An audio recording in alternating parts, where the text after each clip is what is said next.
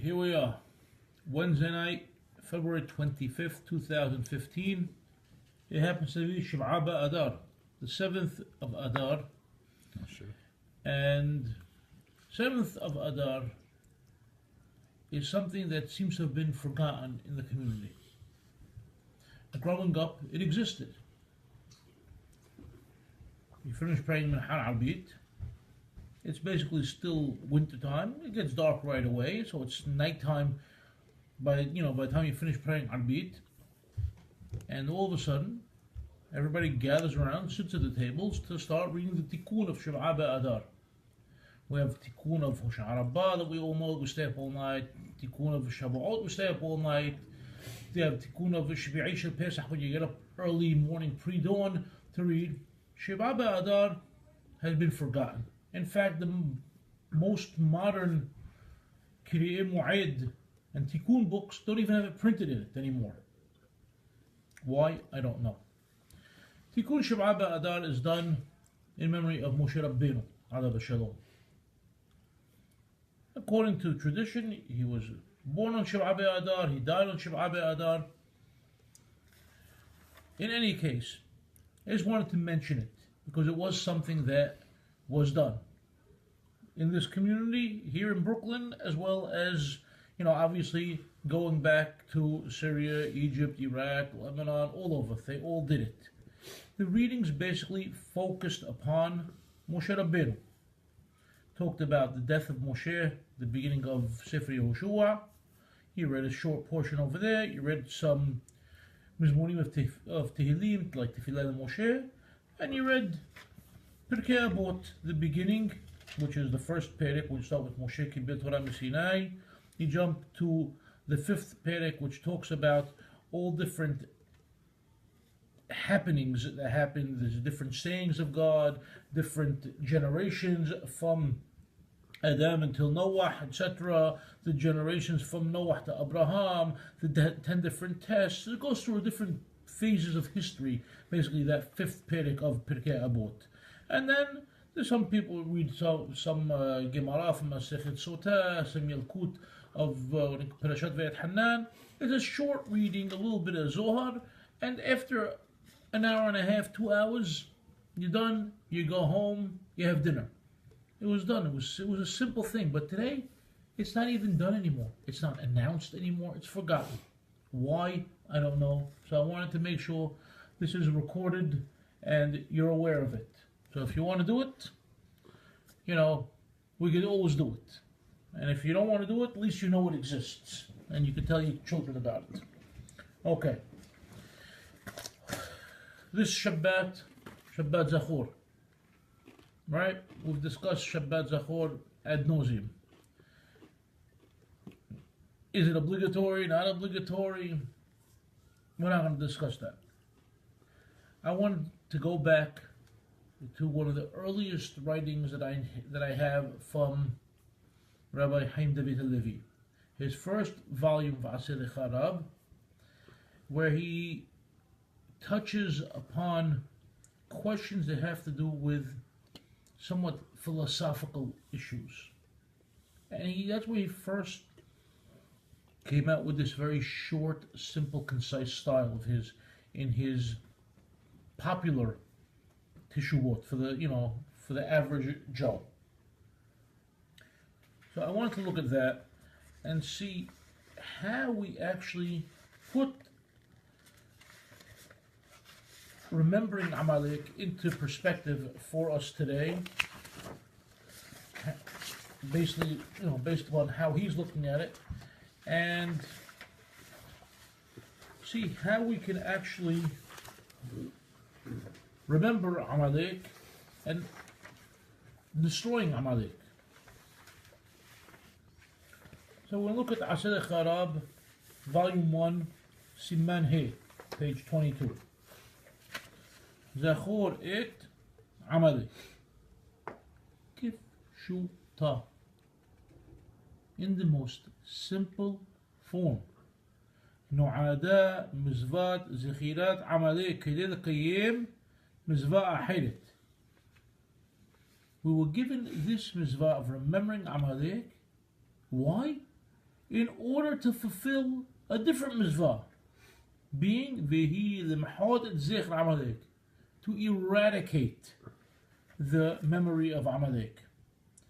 Semel Hashehitut Shel Harodef Ahare Neheshalim Ayefim Vig'im Umzanne Bahem Lelo Rahamim Kasher En Be'adam Lehid Gonen. You have to remember, you had weary travelers that had no knowledge of warfare, travelers that were traveling with women, with children, with elderly, with sick, just trudging along in the desert. You had stragglers at the end of all these travelers, and all of a sudden, this mighty warrior nation of Amalek comes and attacks with zero mercy. But that's not all. We have a lot to learn from the remembrance of Amalek.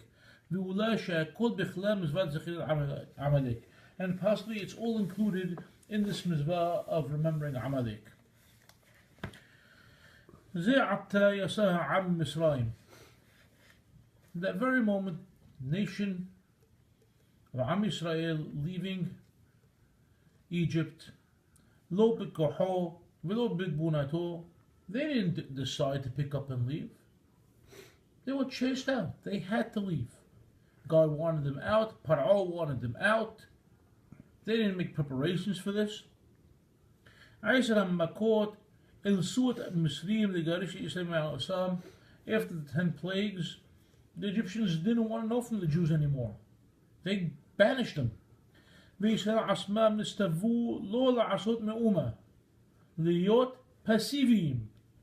Bnei Israel was commanded not to do anything at all, just be passive. They were given a command in the Torah. Don't do anything. Don't even walk out your doors till the morning. Paro rodef acharei Yisrael. All of a sudden, Paro comes chasing after them. And all of a sudden, he had this tremendous miracle of the splitting of the sea. And the enemies of Am Yisrael, namely the Egyptians, drowning in the waters. Once again, the Jews did nothing. The Jews didn't fight back and cause the Egyptians to drown. They did nothing. Just walked along passively. I'm going on my way. I'm not bothering anybody. Nobody's bothering me. I have nothing to do with anybody. All of a sudden, lo and behold, Amalek shows up. All of a sudden, trembling comes upon the Israelite camp. If you look at Rashi over there in Shemot, Perek Yud Zayin, Pasuk Yod, says that caused them to fast. ותפילה מרוכזת וגדולה של משה בנשיאת ידיו כלפי מעלה. And Moshe Rabbeinu has his hands outstretched to the heavens praying. ומלחמה רצינית של יהושע עם מבחר בני ישראל גיבורים ויראי חטא. And Yehoshua was out there having a serious fight. Okay, he chose. How many people could he have chosen from Israel? The Giburim v'Yirei. How many people fell into, such a category of being heroes and fearful of sin? מה פחד שתקף ישראל וכי בכוחם הם הכניעו את המצרים ויצאו מארצם על כי תקפם פחד מפני עמלק פן לא יוכלו להם והרי אלוהים שנלחם להם במצרים יכול להילחם להם גם עמלק. But the Jews were afraid. But why were they afraid? They didn't lift a finger to fight the Egyptians the entire time. Plagues came upon them and they sat back and relaxed. Plagues didn't affect them. Paro comes chasing them. They crossed The sea split for them, and they crossed like nothing. Hashem closed the water upon the Egyptians, drowned them. So why are they afraid now? Can God take care of the Amaleq too? What's the problem? ואף גם זאת, מדוע באמת לא נלחם השם לישראל בעמלק כפי שנלחם במצרים? And now come to think of it, really. Why did Bnei Israel have to fight? Why did Moshe Rabbeinu have to put his hands up? Why did Yehoshua have to go and choose men to go out and fight against the Amalekim? Why didn't God just clap his hands, snap his finger? All done. רבותינו שחשו בשאלה זאת תרסוה במדרש. The Hachamim that sensed this question explained it in the Midrash. ויבוא עמלק וילחם עם ישראל ברפידים. אין רפידים אלא שרפו ידיהם מן התורה ולפיכך עמלק בא עליהם. וכן אתה מוצא שאין השונא בא אלא על ידי רפיון ידיים מן התורה שנאמר ויהי כאחי מלכות רחבעם חזקתו עזה בתורת השם וכל ישראל עמו ומה עונשו עלה ששק מלך מצרים על ירושלים etc. So in Midrash Tanhuma in Parashat Beshalach the Hachamim said, look at the pasuk that we're going to read. ויבוא עמלק וילחם עם ישראל ברפידים. Okay, where is this Refidim place? No, it's not where is Refidim. The Hachamim said, what is a Refidim? Refidim means that they removed themselves. They lifted their hands in removal from the Torah. And because they distanced themselves from Torah, therefore Amalek came upon them. And this is something that we find time and again. The Hachamim tell us that the enemy, the hatred comes when? Any time we turn our backs on the Torah. If we ignore the Torah, bottom line is what happens? Troubles come following us. And we saw it with Rehoboam. When he got the nation, when he left the Torah, and he got the Am Yisrael to leave the Torah together with him, what was the punishment? Shishak, the king of Egypt, came and attacked Yerushalayim. Same thing. And we've seen it throughout history. We don't have to discuss it.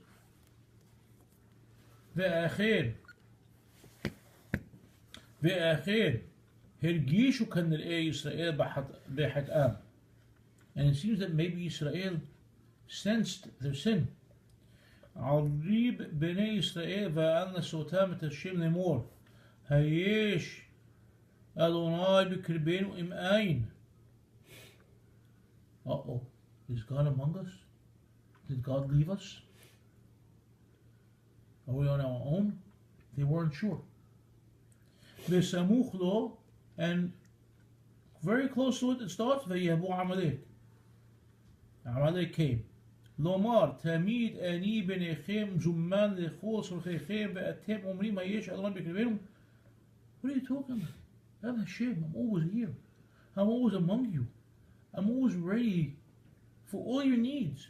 And you're asking, is God here among us? חייכם שהכלב בא ונושך אתכם ואתם צועקים אליי תדעו היכן אני. Okay, let me show you. Let me send a dog to bite you. Okay? The dog bites, you're going to scream. Who are you going to scream to? You're going to scream to me. Hey, I'm sending my dogs. I'm sending Amaleq. They're going to come. They're going to attack you. You're going to scream. And then you're going to see me again. Because I'm going to come out and help you.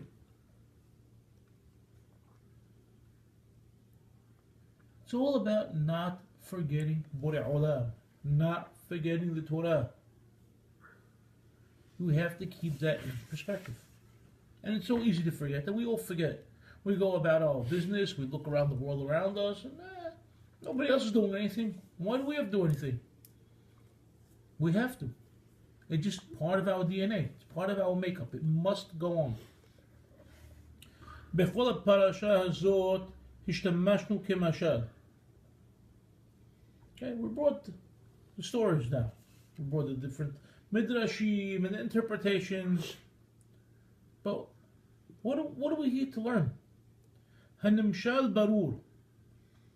מזה יובל שנים הולך ומתגלה לעם ישראל השגחת השם. Saying it's about 50 years that it's becoming more and more apparent that God is really involved with Am Yisrael. He's talking about when he wrote this. This was published, keep in mind, this was published in 76. Okay? So figure from around 1926 approximately. Things started changing. We all know history. We know what started happening with the League of Nations, Balfour Declaration. You know, things are going on. Things that nobody ever imagined. You know, UN partition plans, recognition of the state, the United States and Russia voting for it, or declaring a Jewish state. What's going on? Things that nobody ever imagined would ever happen, happening like that, miraculously. You know, 6-Day War, 73 War. The Jews are just growing. And they're getting power. You know? Out of nowhere. God's there. بعاصم شيباتين إسرائيل هي شربوتين وبا هي سروتين وتحزبوتين وعلى كمات المدينة. Jews started coming, started making aliyah, started settling, started strengthening in the land until the state was created. Shayeta kirucha b'nisim rabim. It's all involved with great miracles. V'yasih galut shechinat Hashem aleinu ba'a b'melachemet shishtei yamim. And the climax, that pinnacle of the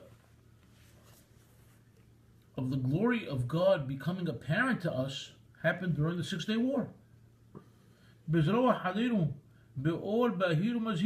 And it was clear as day, like lightning bolts, like sunshine coming upon us.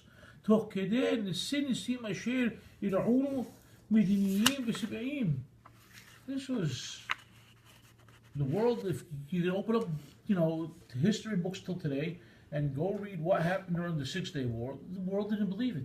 Nobody believed it was happening. And what happened? What did we do? Did we all go say thank you, Hashem? Did we say thank you, God? We want to bring the Torah into our lives. Did we say we want to bring the Torah into our government? What did we do? We tossed aside the berit, we tossed aside the Torah. על כל המשמעות הנובעת מכך. ואולי משום שאין אנו יכולים מעולם לדעת נכון כוונותיה של ההשגחה העליונה והכל בגדר השערה. Maybe because we can't really know. We don't know God's master plan. We don't know how He works, how He operates, what He wants from us, what His next move is. Maybe that's why we didn't do anything. Maybe we just sat back and said, okay, Hashem's calling the shots. Let's see what He's going to do next, and we'll sit back. שזו סיבת המלחמות הרבות והקשות הפוקדות אותנו בשלבי התחלתה לגאולה. Maybe that's why all these wars are coming upon us, all these troubles are happening upon us at this time that we're, the beginning of our redemption. להזכירו את רפידים של דורנו, כדי לזכותנו לגאולה שלמה. To remind us about the refidim, about those people who pull away from the Torah.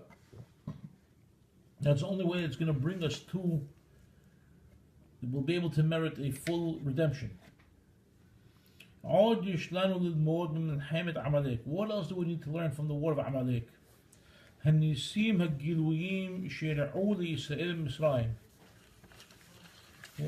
miracles that were clearly done for Am Yisrael in Mitzrayim.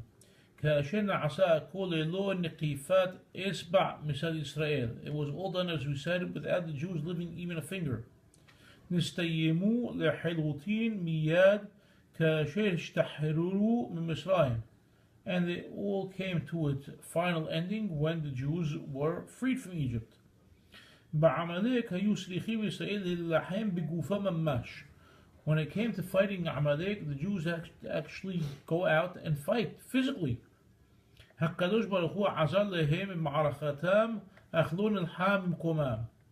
of course, helped them, but didn't fight in their place. This we see immediately from the moment they left Egypt.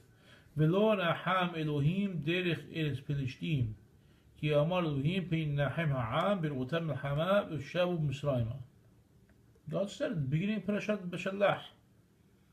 Okay? He didn't want to send them the simple road, the Derech Eretz Pelishtim.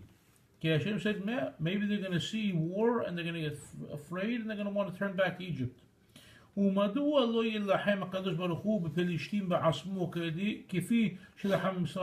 can't God fight the Pelishtim the same way He fought for Am Yisrael in Mitzrayim? Because to go out from Egypt, Zod Oseh HaKadosh Baruch Hu Asmo. Borei Olam did it himself. Kibush ha'aretz tzrichim la'asot Yisrael ba'asmam b'gufam. But conquering the land, Am Yisrael, the Jewish nation, has to do it themselves. With their own mind, with their own feeling, with their own emotion, with their own physical strength. Be'ezrat Hashem ha'yoseh b'savotam. But with the help of God that is going along with them. Medina mekabbelim al magash zahab. A state, a country, it's not handed over to us on a gold platter. You got to work for it. You have to earn it. It's a little different. It's a very different answer. Second one. Yeah.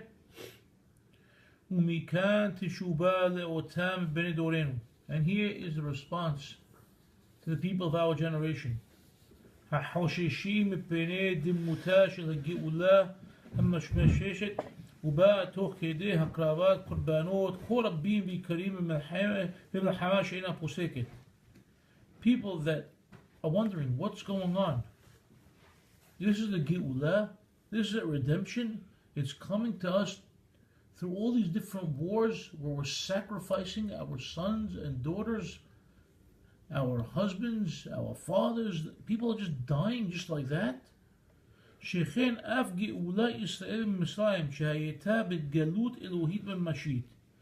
even the Geula from Misraim, which obviously was clearly done through the hands of God, and He was involved,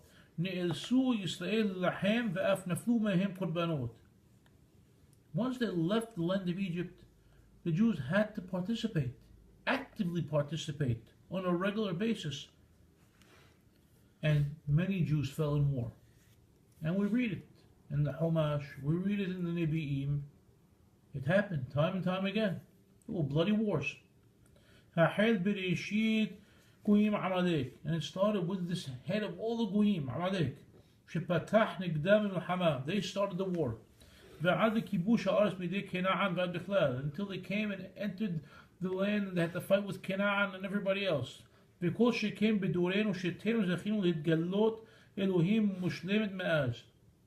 even now, when we're getting our land back, we still have to fight. We need to fight to get it. But